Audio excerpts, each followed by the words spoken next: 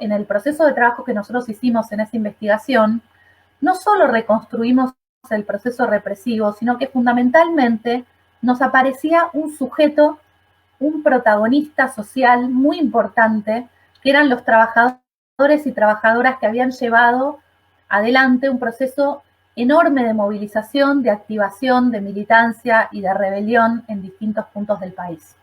Por eso les traía estos dos mapas, el mapa de la investigación sobre los casos en los cuales encontramos participación empresarial en la represión, y ahora les voy a explicar un poquito de qué estoy hablando cuando hablamos de participación, y por qué dejamos de hablar de complicidad para hablar de responsabilidad, pero además no solo tiene que ver con la represión esta historia, sino que esta historia tiene que poder explicarse en función de un proceso de militancia, de organización y de poder obrero y sindical muy significativo.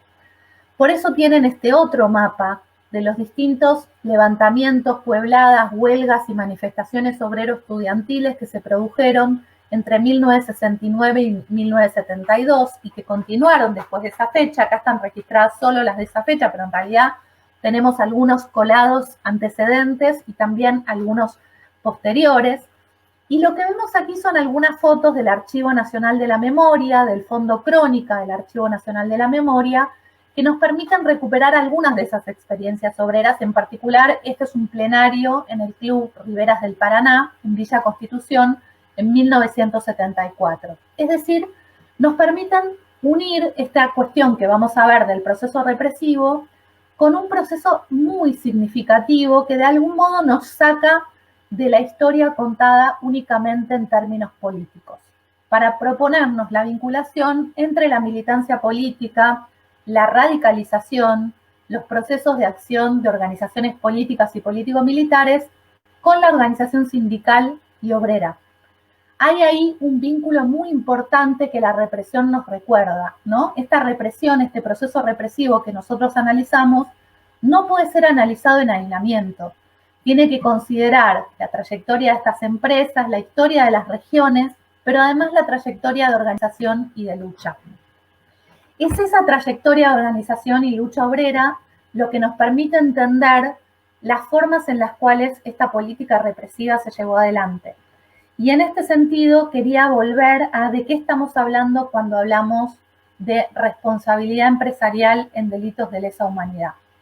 Estamos hablando de una participación activa de estas empresas, estoy hablando de los 25 casos analizados, y acá estos porcentajes les dan una idea de la incidencia, es decir, de la cantidad de esos 25 casos en los cuales encontramos estos fenómenos. En el 88% de esos 25 casos hubo secuestros de trabajadores en los lugares de trabajo. En un 76% hubo entrega de información privada de los trabajadores y listas de delegados a las fuerzas represivas. En más de la mitad de los casos, estos cuadros empresariales, las figuras empresarias, estuvieron presentes en las detenciones, en los secuestros y en algunos casos hasta en las torturas. En casi el 50% de los casos hicieron aportes económicos a las fuerzas represivas. En el 40% de los casos dieron camionetas y vehículos de la empresa que fueron utilizados en los operativos de detención y secuestro. En el 36% de los casos directamente los empresarios pidieron quién tenía que ser detenido, o sea, secuestrado. Y por otro lado, en el 32% de los casos hubo secuestros de trabajadores entre la fábrica y la casa. Todo esto en un contexto de militarización de los establecimientos laborales. En el 72% de esos 25 casos hubo presencia y actividad militar de control, supervisión y amedrentamiento. En casi el 70% participación de miembros de las Fuerzas Armadas en cargos directivos de las empresas. En un 60% la presencia de agentes de inteligencia infiltrados en estos establecimientos laborales. En más de la mitad de los casos hubo grandes operativos militares en los predios fabriles. En el 40% de los casos hubo un control militarizado de los ingresos a las plantas y los establecimientos laborales. Y en el 32% los empresarios directamente pidieron intervención militar en conflictos laborales y sindicales específicos. Y aún más, en 5 de los 25 casos que analizamos existieron centros clandestinos de detención dentro de las fábricas. Son los casos de Asindar, Ford, La Veloz del Norte, La Fronterita, el ingenio La Fronterita en Tucumán y Astilleros Río Santiago en Ensenada. Estamos hablando de espacios dentro de las empresas a donde se mantuvo secuestrados a los trabajadores y se los torturó. Es decir, estamos hablando de un fenómeno muy grave y muy serio, que permite de algún modo terminar de profundizar y de armar este intento de sistematización del cual ustedes leyeron un primer borrador, que fue aquel trabajo del 2006, que luego con el trabajo en equipo y con la colaboración de distintas instituciones se fue refinando, profundizando y enriqueciendo de una manera que, por supuesto, los trabajos más limitados individuales nunca pueden hacer. En este sentido hablamos de responsabilidad empresarial en delitos de lesa humanidad. Estamos hablando de un conjunto de casos, de estos 25 casos que son los que pudimos llegar a analizar en ese periodo histórico donde la investigación era la prioridad y la investigación en vinculación con la judicialización, ¿no? Porque claramente el intento de documentación y de análisis en profundidad tenía que ver con un diálogo muy fuerte con el Ministerio Público Fiscal y con el proceso de judicialización que en ese momento tenía un impulso importante. Luego vino el gobierno de Mauricio Macri, que intentó cambiar radicalmente la orientación de las políticas de derechos humanos, y todo lo que logramos hasta ese momento, hasta el 2015, de algún modo quedó como una cuestión a defender y a difundir de manera muy defensiva durante 4 años de un gobierno que realmente intentó revertir muchas de estas cuestiones. Pero fue un paso muy importante entender que dado el fenómeno, dado el tipo de prácticas analizadas y las formas de involucramiento empresarial, no podemos hablar de complicidad o de un acompañamiento desde un papel secundario de las acciones de un sujeto principal, sino que tenemos que hablar de responsabilidad de los sectores empresariales sobre estos hechos y procesos. Y este eje de responsabilidad empresarial no cuestiona ni disminuye ni de algún modo invisibiliza o margina la responsabilidad de las Fuerzas Armadas, que aparece en el centro. Sigue siendo articuladora, sigue siendo central, y en realidad este proceso de construcción se da en diálogo con ese análisis desde el campo de los derechos humanos. Sino que lo que hace no es cuestionar el papel de las Fuerzas Armadas, sino contribuye a visibilizar un entramado de relaciones más complejo con sujetos sociales distintos, las Fuerzas Armadas y el empresariado, que sin embargo coinciden en una preocupación común, que es la enorme potencialidad que tenía esa militancia obrera y sindical para cambiar las condiciones de trabajo, para exigir mejores retribuciones, para disputar las formas de producción, para lograr un papel diferente en la sociedad por parte de trabajadores y trabajadoras y una estructura de derechos mucho más sólida, ¿no? En este sentido hay algunas cosas que quería destacar. Por un lado, nosotros incluimos, por supuesto, en el análisis la represión previa al golpe, los procesos en Córdoba, en Tucumán durante el operativo Independencia, en todo lo que fue el cordón industrial de zona norte. El caso de Villa Constitución es un ejemplo.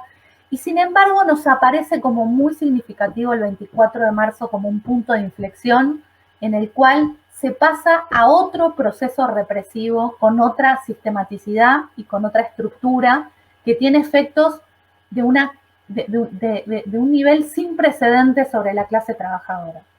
Por otro lado, es muy importante enmarcar este análisis para entender por qué sectores empresariales se involucraron en este proceso de represión tan fuerte. Hay que examinar todo el ciclo de luchas obreras y sindicales en el marco de la Guerra Fría y todo el proceso que empieza con el Plan Conintes, con la aplicación del Plan Conintes durante Frondizi y con la doctrina de la seguridad nacional durante los años 60. Entonces, hay que poder ubicar a la dictadura en un marco más amplio, con sus especificidades, porque realmente a mediados de los años 70 hay un cambio a nivel internacional en términos económicos y vemos una ruptura muy fuerte en esta última dictadura, pero al mismo tiempo hay una tradición por parte de estas Fuerzas Armadas de represión previa obrera en las anteriores dictaduras que nos parece interesante poner en diálogo. Pero además es muy importante ver que esto no pasó solo en Argentina.